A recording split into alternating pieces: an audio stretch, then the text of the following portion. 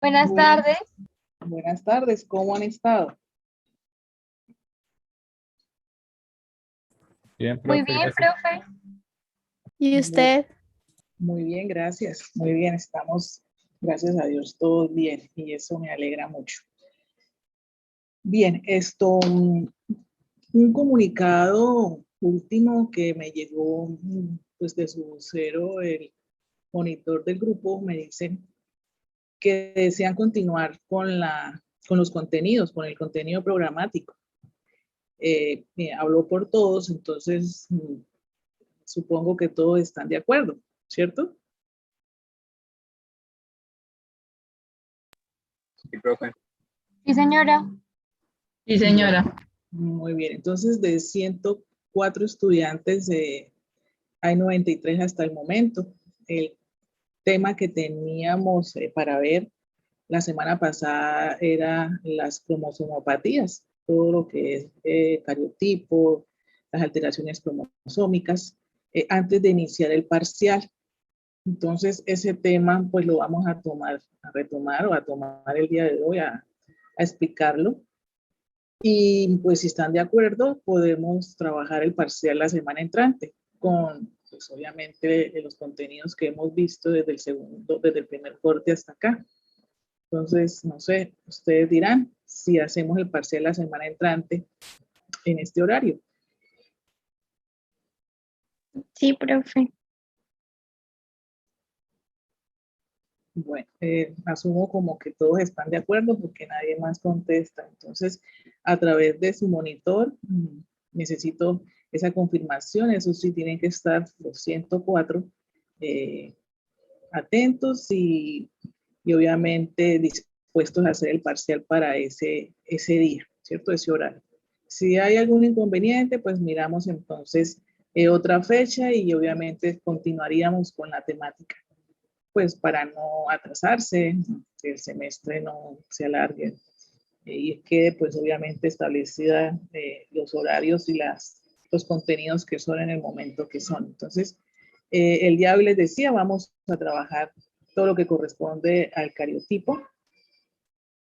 Ustedes al final van a hacer un cariotipo virtual, individual, cada uno pues con su computador entra a una página que les voy a dar, obviamente después de que les explique todo lo que compete a este tema, y van a mandar una captura de pantalla, hacerlo a conciencia, no es cuestión de que se estén siempre pues prestando los resultados ni nada, es bien sencillo, es muy dinámico, entretenido, y me parece pues eso, cómodo porque es virtual, cada uno después de la información que va a recibir, pues está capacitado para hacerlo. Entonces, vamos a empezar con los cariotipos o lo que es el estudio del cariotipo. ¿Están viendo todos la pantalla? Sí, profe. Sí, señora. Profe. Sí, señora. Cualquier cosa, pues aquí por ejemplo aparece cromosomas y genes y vamos para la segunda presentación. ¿Se está dando todo normal? Sí, señora. Sí, profe. Bueno, muy bien. Entonces, el estudio del cariotipo, como lo están viendo ustedes allí, es estudiar todo el grupo, ¿sí? Que corresponde a los cromosomas, en este caso, pues cromosomas humanos, ¿cierto?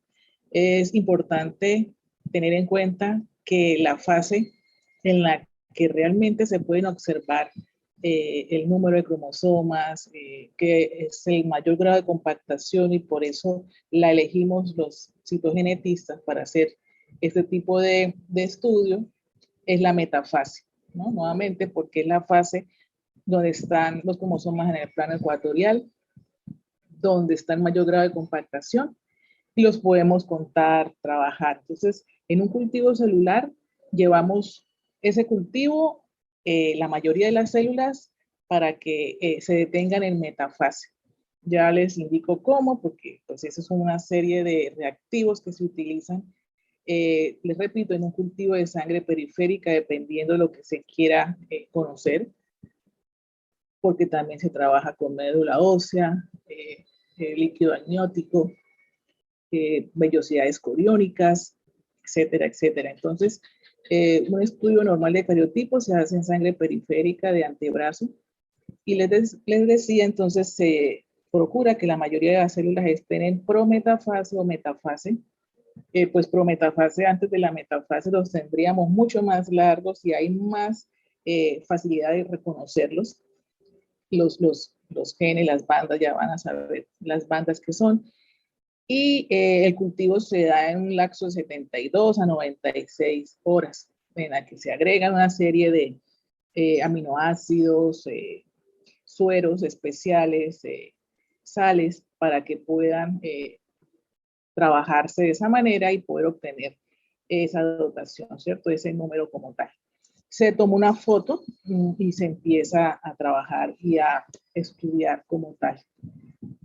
El cariotipo, pues ustedes ya saben, el número de cromosomas que tienen tanto hombres como mujeres. Cuando uno va a hacer un estudio y sale un individuo normal, pues normalmente se trabaja una nomenclatura, en este caso súper sencilla. Si es mujer sería primero el número de cromosomas, separado por una coma y luego XX, pero si es hombre, el mismo número de cromosomas, estamos hablando de individuos normales con una coma XY.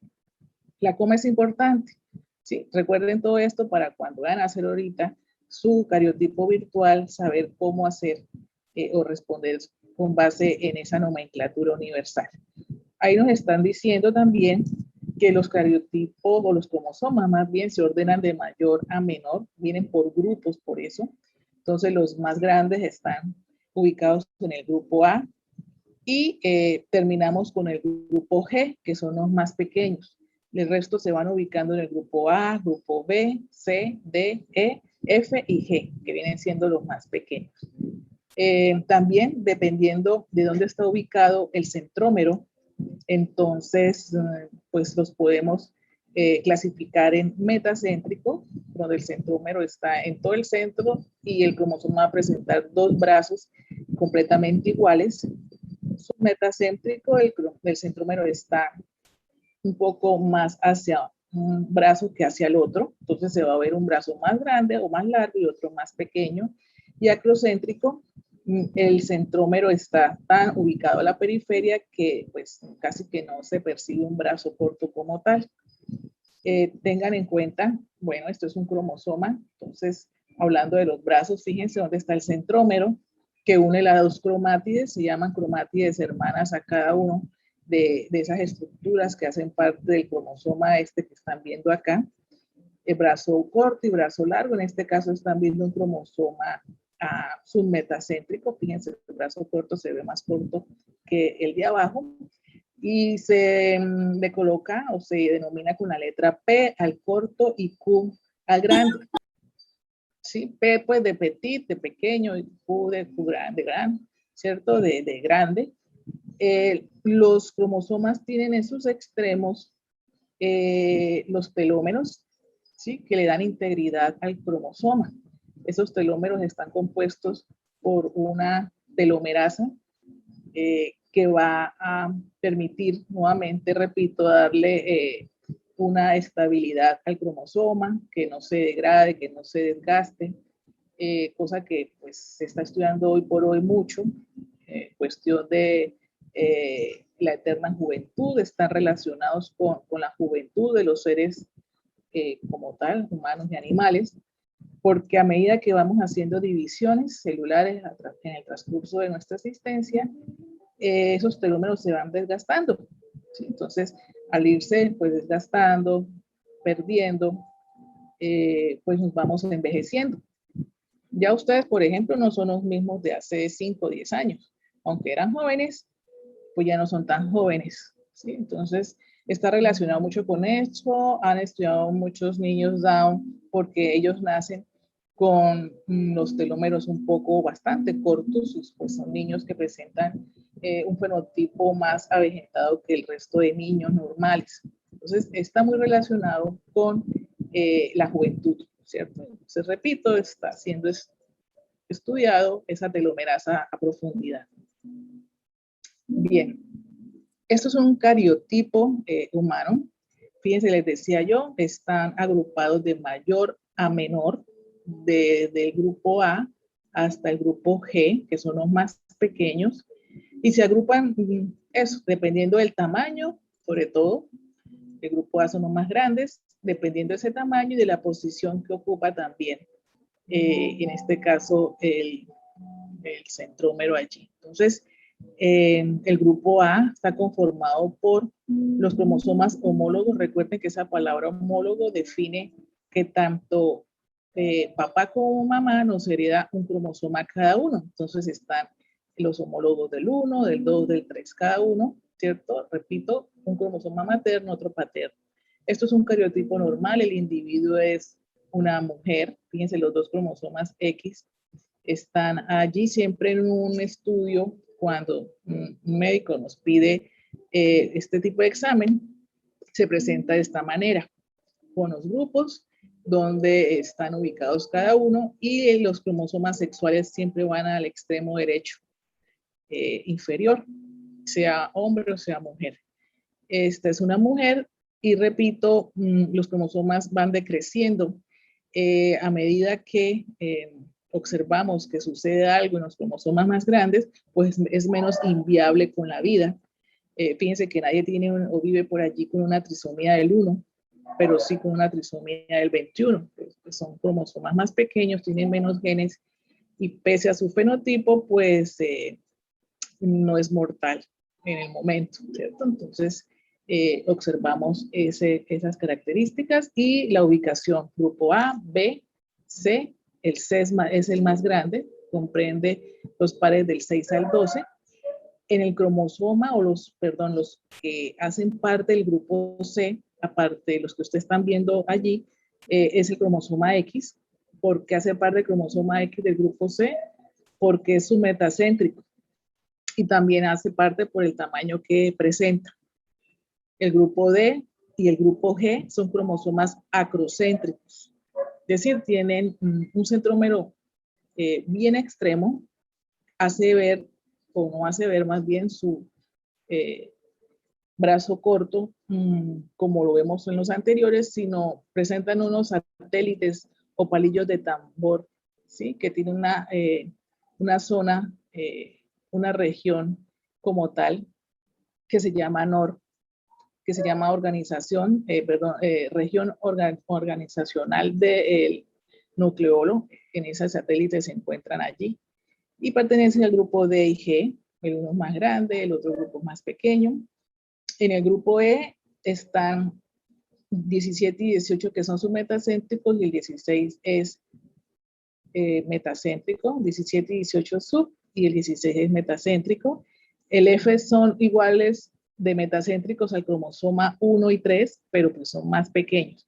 Entonces, en citogenética nos toca aprendernos muy bien esas bandas que ustedes ven allí, que dependiendo de qué es lo que ustedes como médicos están buscando para confirmar un diagnóstico, si solamente es el número de cromosomas o si van a buscar una deleción, un tipo de anomalía estructural, pues depende el número de bandas o el tipo de bandeo que se busca, ¿cierto? Hay bandeo G, en este caso es el bandeo G, hay bandeo R, bandeo C, que solamente tiñe los centrómeros y es para estudiar infertilidad en los hombres, pero dependiendo de lo que se quiera aclarar, ¿cierto? O diagnosticar, se trabaja el tipo de bandeo. Esto es un bandeo R, señor. En la anterior imagen, ¿podría colocar la anterior? ¿Esta? Sí, la D no sería telocéntrico. O sea, yo estaba buscando y había un telocéntrico, que es que no se veían los brazos cortos. Sí, no, son acrocéntricos. Los cromosomas humanos no hay telocéntricos. Telocéntricos están en las especies animales. En los humanos no existen los cromosomas telocéntricos. Ah, listo, Exacto, son acrocéntricos. No se diferencian muy bien el bracito, pero pues telocéntrico es absolutamente sin brazo corto. Estos tienen unos satélites o palillos de tambor que ya van a mirar más adelante cómo se ven. Bien, entonces aquí es otro tipo de bandeo, se llama bandeo R, y se observa entonces pues el cromosoma mucho más grande, ¿cierto? Se pueden observar más genes todavía y cada banda pues me permite a mí determinar eh, ese factor homólogo que hay uno con respecto al otro. Por eso uno los organiza de esa manera. Ya vamos a mirar qué hay en las bandas oscuras y qué existen en las bandas claras. Me faltó decirles que el cromosoma Y hace parte del grupo G, no por ser acrocéntrico, sino por tener el mismo tamaño de ese grupo. Bueno, ya esto se los había dicho, la clasificación depende de dónde está entonces el centrómero para determinar si son metacéntricos, submetacéntricos o acrocéntricos. Sí, aquí lo hablamos de lo que les decía, no está no se encuentra en el cariotipo humano los cromosomas telocéntricos. Aquí lo tenemos, en esta imagen pues se observa muy bien la diferencia en lo que es acrocéntrico y telocéntrico. Están los palillos, los satélites en el acrocéntrico. Ideograma, lo que ven aquí ustedes es una representación, un dibujo, ¿cierto? Un esquema de un patrón de bandas que uno como citogenetista pues lo utiliza para guiarse, porque como les digo, cada cromosoma es específico dependiendo también del tipo de bandas. Aquí en esta imagen que estoy dándole clic, está detallando cada vez más quiénes pertenecen a cada grupo. ¿Sí? Y obviamente, pues es dependiendo también del conocimiento del bandeo que se haga. Esto es un ideograma, entonces es un patrón de bandas donde uno se guía con los cromosomas que obtuvo del paciente y lo clasifica. Si falta alguna de esas bandas, uno pues se da cuenta que hay una deleción o si está duplicada una duplicación, es decir, una anomalía estructural. Estas son técnicas convencionales. Hay unas técnicas pues molecular, que es la FISH, y otra que vamos a mirar ahorita, que va más a la fija en cuanto a determinar qué está sucediendo en los cromosomas de ese paciente. Bueno, esta es la especie de algunos animales. Con esta diapositiva ya terminamos. Vamos a ver la siguiente.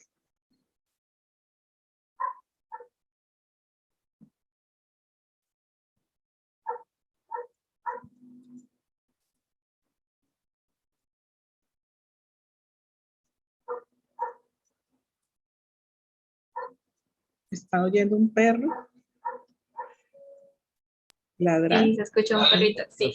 No, pero eso es en la casa de al lado o finca, como le llaman, pero no, eso se les ha dicho. Pero con este calor, no sé qué será el pobre animal, no hace sino ladrar. El preciso no ha ladrado en todo el día, sino ahorita que estamos en clase. Bueno, jóvenes, entonces, se concentran en lo que yo digo. ¿En qué tipo de enfermedades básicamente hasta el momento hemos visto, ¿cierto? En cuanto a contenido se refiere y vamos como paso a paso en cada una de ellas. Ya hemos visto lo que son pues, de herencia monogénica, estamos ahorita en las cromosomopatías, ya observamos también las excepciones a las leyes de Mendel, como todo lo que es la impronta génica o mitocondriales. Y acá ustedes también hace 15 días de trabajar y ver lo que son herencia multifactorial o poligenética, ¿cierto? O lo que son varios genes interfiriendo en esa presentación y no solamente los genes, sino el factor ambiental que influye en la presentación de rasgos o enfermedades.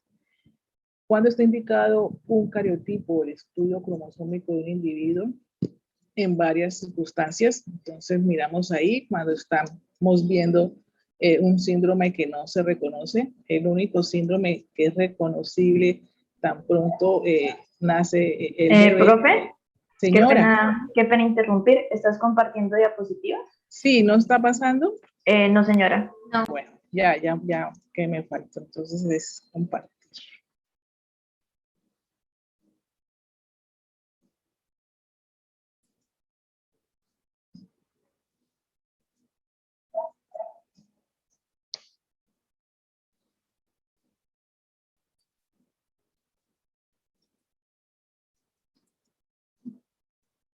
Ahora sí.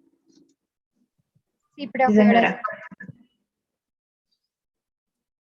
Bueno, entonces les decía que ya hemos visto, pues hemos pasado por toda esta temática, lo que son monogénicas, estamos mirando cromosomopatías y hemos también mirado el tipo de herencia que nos da una herencia mitocondrial y pues la impronta génica, pues también, ¿cierto? El que si es originado la mutación en uno de los progenitores, pues va a tener un fenotipo diferente. Me refiero, por ejemplo, al Prader-Willi o a Angelman, que si la mutación se da en el cromosoma 15 de origen paterno, el fenotipo es un Prader-Willi, mientras que si se da de la madre hacia los hijos esa mutación del mismo cromosoma, pues el Angelman se va a presentar. Esas son las famosas impronta o huella génica, que cada uno de los cromosomas, tanto papá como mamá, influyen, ¿cierto?, en esa presentación. Se tiene pues un indicio de, por decir algo, de la impronta génica de cuando un bebé nace muy grande, ¿cierto? Pues sí es problema en algunos casos de diabetes, etcétera, materna, pero resulta que también se relaciona con esa impronta génica donde se ha inactivado un cromosoma o el cromosoma en este caso materno, que permite que haya como un equilibrio entre el cromosoma paterno para que no haya un sobrecrecimiento. Pero si se inactiva uno de ellos, ¿cierto? En este caso cromosoma pues 6, en una región específica, pues el otro pues va a estar completamente libre para tener esas proporciones, ¿cierto? Eso es lo que llama impronta. Cada cromosoma maneja también esa especificidad y conjuntamente pues uno regula al otro. Y hace 15 días hablamos de las herencias multifactoriales, que no solamente los factores genéticos, sino ambientales influyen mucho en esa manifestación. Bueno, y vamos acá, donde el estudio del cariotipo y cuando es importante hacer la solicitud de realizar un exámenes, en el primero de los casos les decía, cuando el síndrome que tenemos enfrente o tienen enfrente no se reconoce, el único de ellos que tan pronto se presenta al nacimiento es fácilmente identificar es el síndrome de Down, pues por las características fenotípicas, pues presenta su pliegue siniestro y han visto la macroglosia y el pliegue picántico, es fácil. El resto, pues es necesario un estudio cromosómico para saber qué cromosoma está involucrado. Cuando hay más de 2 malformaciones en este paciente, cuando presenta genitales ambiguos, es importante conocer el sexo genético del individuo para poder determinar o tomar una decisión de una cirugía como tal. No podemos simplemente observar el órgano que está supuestamente más desarrollado que el otro y tomar una decisión desde allí. Hay un sexo genético, sexo gonadal. Las hormonas también hay que conocer cómo se encuentran para poder determinar esto. ¿Sí? No tenemos un sexo como tal para guiarnos por allí, determinar por allí la determinación de acercarnos a uno más que al otro, sin antes hacer una serie de estudios. Es más, hay hasta un sexo psicológico. Ustedes saben, un sexo social, que es el que, por decir algo, hoy por hoy es el que uno a veces se confunde, ¿no? Ve una persona de lejos y al parecer es un hombre, pero ya de cerca no lo es, o viceversa. Entonces, y cómo se siente también la persona identificada con ese sexo. Entonces, en genitales ambiguos se mira si es José María o María José, cómo lo vamos a poner de alguna manera, ¿sí? En retraso mental, la mayoría de estas cromosomopatías presentan retardo mental y también pues un escaso desarrollo en lo que es el aspecto pues gonadal, ¿cierto? Es importante mirar. Ahora, si observamos y con el estudio y con el interrogatorio que se les hace a los papás con base en ello, sospechamos de que los padres presentan una anomalía estructural como translocaciones, pues también se les hace tanto a los padres como a los niños el estudio cromosómico.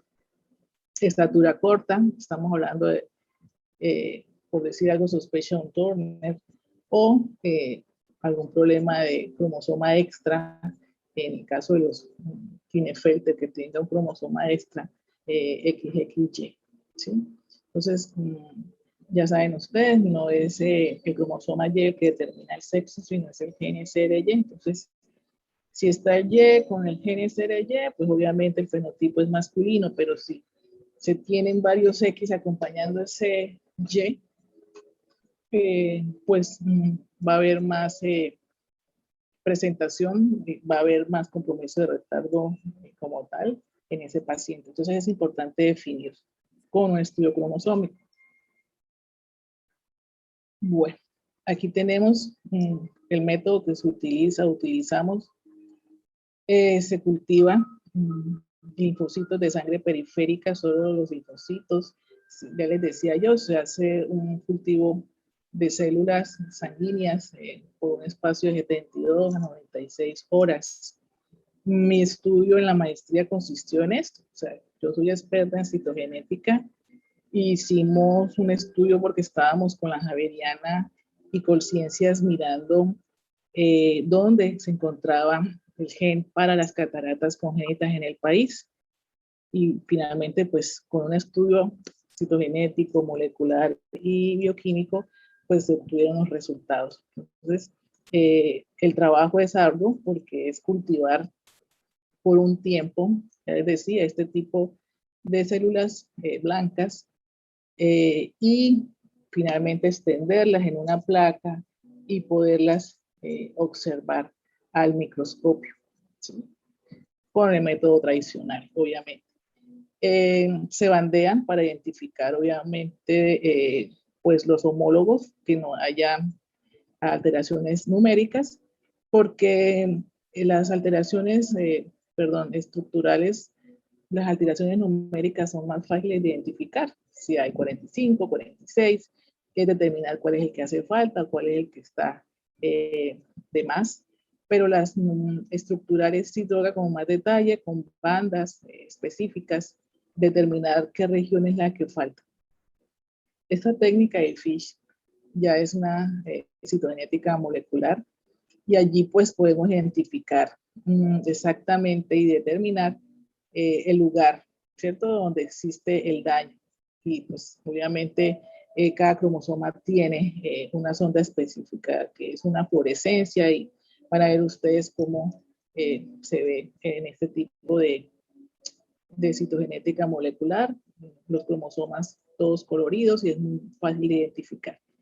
Este es un bandeo G, les decía yo anteriormente, donde se trabaja el cultivo con una serie de tripsinas, entonces ellas levantan unas zonas, es decir, unos genes específicos, como ven ustedes allí, las bandas oscuras son regiones que son ricas en adenina, timina, es decir, las que se replican tardíamente y pues no tienen muchos genes.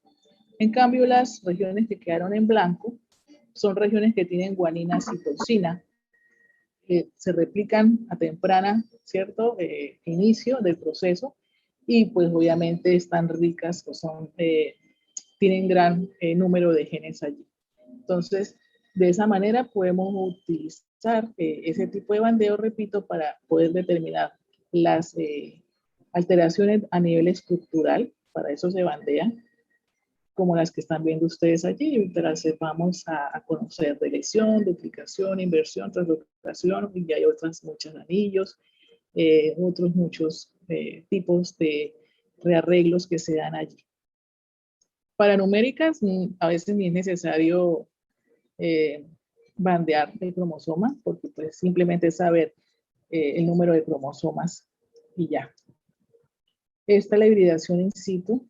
Sí, es una sonda que se utiliza, cada cromosoma tiene una específica y también si uno quiere conocer una elección también específica, pues también hay sondas, en el mercado ya hay de todo, entonces simplemente se naturaliza el DNA normal y el otro se pega con esa sonda y se ve como ustedes ven allí. En este caso vemos allí los telómeros, allí se observa muy bien de este cromosoma, es un cromosoma metacéntrico y vemos pues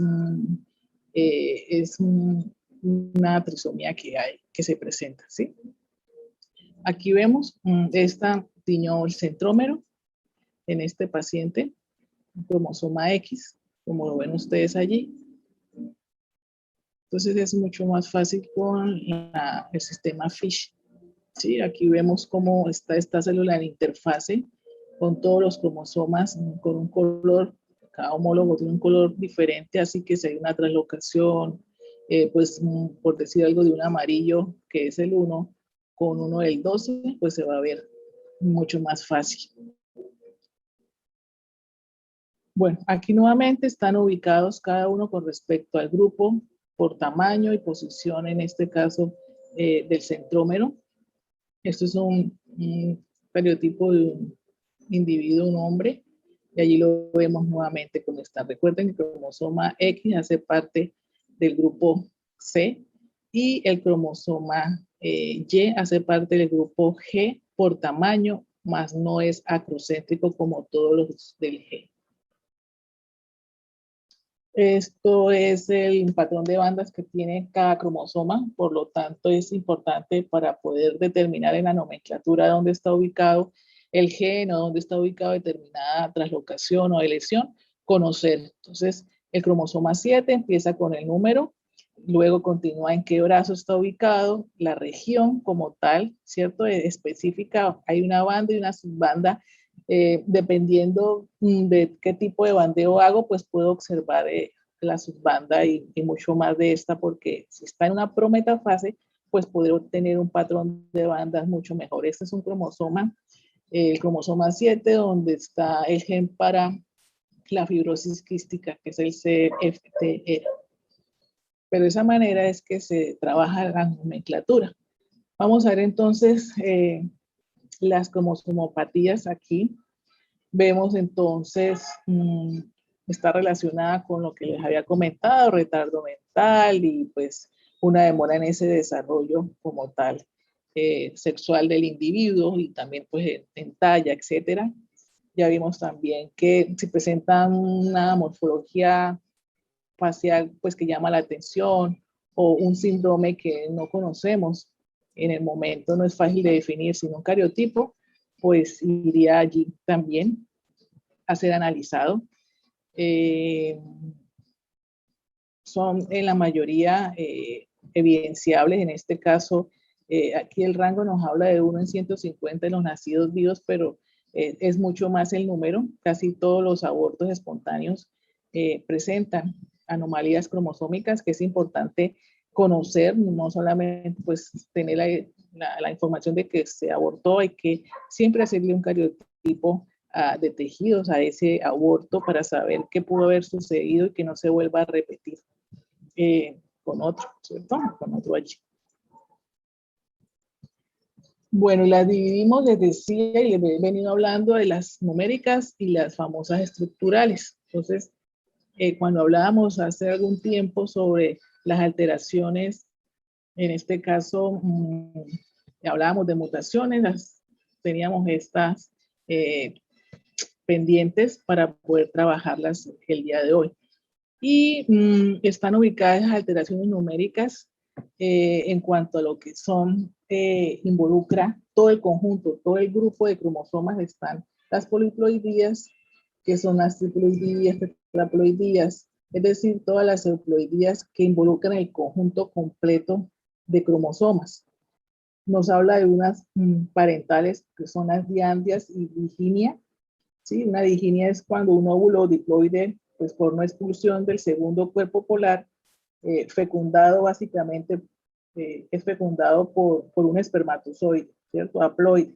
Eso es una diginia. Y cuando hablamos de diandria es al contrario, ese óvulo haploide fecundado por un espermatozoide diploide, debido a que a una básicamente endorreduplicación que se da allí. Y hay otra palabrita que no está allí, que es la dispermia, y es cuando se fecunda un óvulo haploide por dos espermatozoides haploides. Eso obviamente no es viable, pero pues así se llama y se denomina cuando se dan estas presentaciones. Las que ustedes conocen, las que son parciales, es decir, una neoploidía es diferente a una euploidía como la de arriba, porque la neoploidía es parcial, es decir, es un cromosoma involucrado, ausente o extra en ese cariotipo. Cambio las de arriba, todo el conjunto, ¿cierto? Entonces, por eso hablamos de triploidía, tetraploidía, 3 cromosomas en cada uno de sus homólogos en lugar de 2 más. Ya conocemos las aneuploidías, que son pues las trisomías, las más conocidas son las del 21, 18 y 13. Las monosomías no son viables, excepto la monosomía en el cromosoma X, el síndrome de Turner. De resto, no hay una monosomía que sea pues compatible con la vida.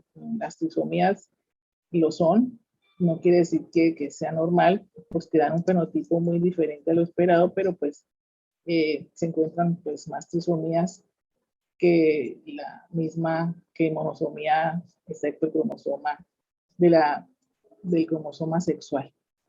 También aneuploidías las vemos allí. Bueno, ya les expliqué, el Klinefelter, dependiendo del número de cromosomas X, también está involucrado allí el fenotipo. Alguno de ustedes habló de la supermujer, el XXX. Y es importante tener presente de los mosaicos que se dan en estas aneuploidías. Entonces uno, por decir algo, a un paciente con síndrome de Down les puede hacer un cariotipo y puede presentar un mosaicismo donde va a presentar también células normales en un porcentaje y células con la trisomía en otro. Entonces ese síndrome de Down no se dice o no se describe como un síndrome de Down universal, sino que presenta mosaicismo, y es importante en el estudio especificar cuántas células son normales y cuántas células o en cuántas células se encontró la trisomía. Finalmente están las estructurales, que son más difíciles de diagnosticar o de trabajar en el estudio, que son las de lesiones, duplicaciones, translocaciones, inversiones isocromosomas y también otros como tal, ¿sí? Que vamos a mirar a continuación.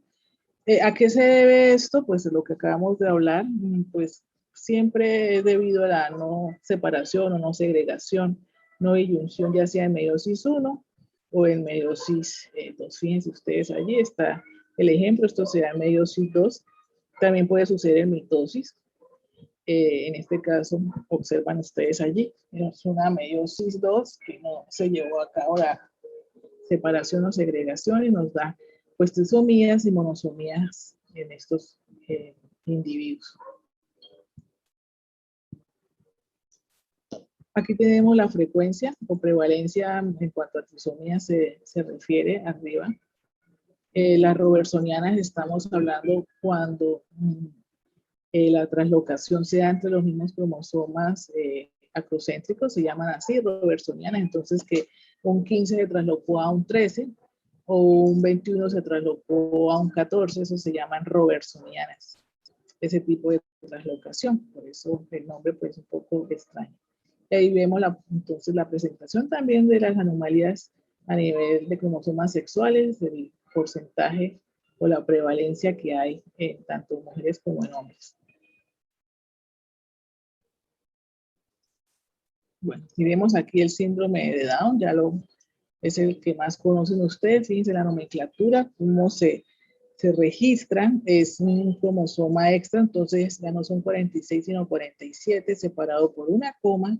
Mirar si es hombre o mujer, niño o niña, XX, también otra coma, más el cromosoma que está extra, está haciendo allí presencia. Entonces, se dice que obviamente, y es cierto, que ese cromosoma extra hace que el fenotipo, ¿cierto?, se dé y se cumplan estos individuos con ese número extra de genes que están presentes en él.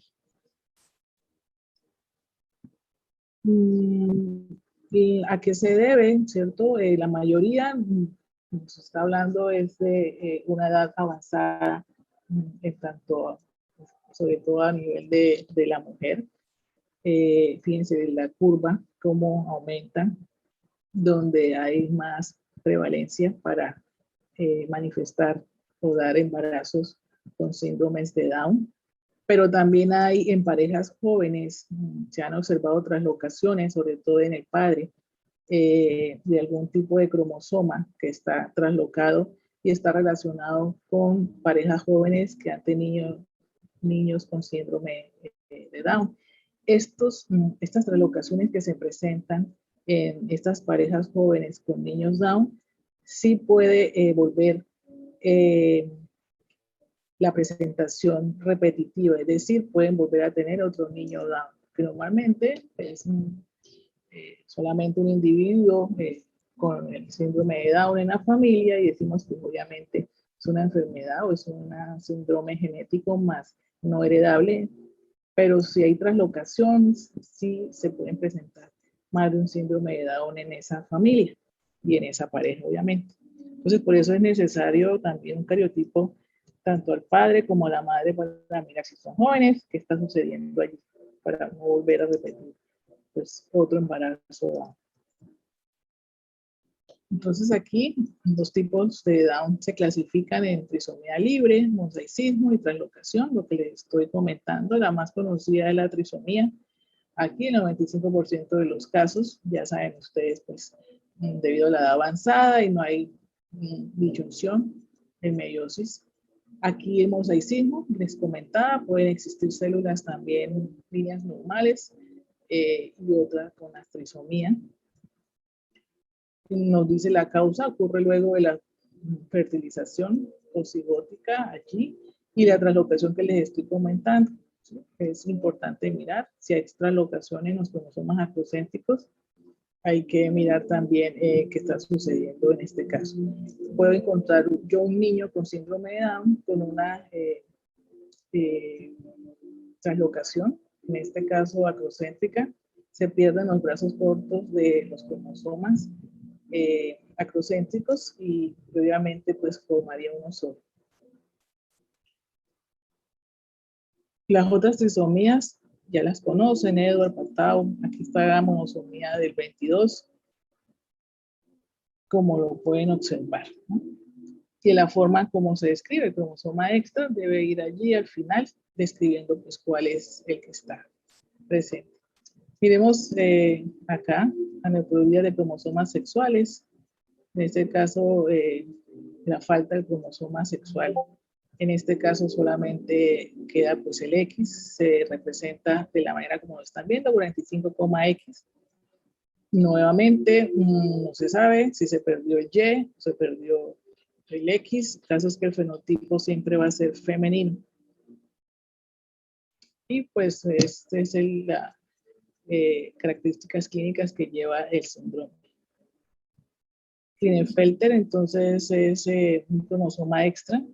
Estos pacientes tienen un cromosoma X activo y uno inactivo.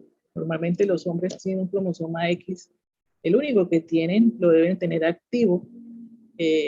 Nosotras las mujeres tenemos un estudio de corpúsculo de Barr, un cromosoma X activo y uno inactivo para hacer compensación de dosis de genes. Pero en estos pacientes, al hacer un estudio de frotis de mucosa bucal, que es el más fácil de hacer en un laboratorio, se tiñe con acetorceína, se observa que adherido a la membrana celular en interfase, en células en interfase, vamos a observar un corpúsculo diferente a la cromatina que está pues relajada en esta fase, que es interfase. Adherido a esa membrana celular, vamos a ver un corpúsculo llamado así, cromatina sexual o corpúsculo de Barr, porque fue Barr el científico que empezó y lo observó primero en células de gata. Él hizo un estudio, pero de tejido cerebral, y encontró allí. Y todas las mujeres muy tempranamente vamos a inactivar un cromosoma X, ya sea de origen materno o de origen paterno. Esto es al azar. No sabe el cromosoma o no sabe cuál es el que se va a inactivar, pero después que inactive, ya sea el X materno o paterno, todas las células de ahí en adelante van a inactivar el mismo. Entonces, eso era muy utilizado, por decir algo, antes de estas pruebas moleculares, para determinar si el individuo era hombre o mujer en un estudio, por ejemplo, en unos deportes, en unos olímpicos, si era la atleta demasiado desarrollada, rápido un frotis, teñían y observaban al microscopio. No se esperaba mucho. Obviamente, la presentación del corpúsculo va a depender de si se está tomando anticonceptivos o hay un estado gripal o viral o bacteriano. Reduce el número de la presentación en todas sus células, pero lo que quiero es resaltar es que estos pacientes presentan un cromosoma X inactivo y por eso son positivos a esta prueba. Normalmente los hombres no lo son porque, repito, el cromosoma inactivo se va a adherir a la membrana celular y se va a observar como un corpúsculo. Hace mucho, en un trabajo que estábamos realizando con unos estudiantes, se hizo esa prueba para todos en el laboratorio y uno de los jóvenes dio positivo, ¿sí? En esa prueba normal que estábamos haciendo, pues el fenotipo es bastante, como ven ustedes, diferenciable. Son hombres de 1,90, con brazos largos. Observen la estructura como tal corporal. Los brazos también, repito, son largos, presentan aracnoactilia. Y un coeficiente, en este caso normal, son estériles. El coeficiente sí va a variar a medida que van aumentando los cromosomas X en los individuos. Entonces, fíjense abajo, hay cariotipos de 48, 49. Se mantiene el fenotipo externo, entre comillas, masculino, repito, porque tienen el cromosoma Y con el gen SRY. Si no tienen ese gen, pues no importa si tienen el cromosoma Y, pues va a ser femenino. En este caso, pues sí lo tiene y observamos.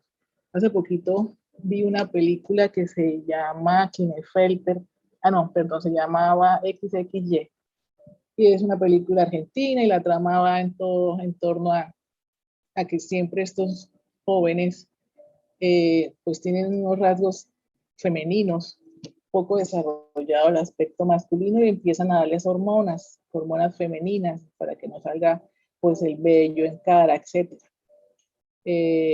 Y la película pues finalmente la pareja se va como a una isla y allí pues deciden que sea la persona, el hijo o la hija, porque pues se llamaba hasta Alex, ¿no? O sea, puede ser Alex o Alexis o Alexa, pero huyendo como de esa realidad, porque el señor biólogo y todo, pues conocía la situación, pero pues quería más que fuese niña que varón. Entonces finalmente es quien decide es la persona con base a, les decía yo, unas pruebas citogenéticas, hormonales, etcétera, y cómo se sienta bien para poder determinar finalmente pues qué camino tomar.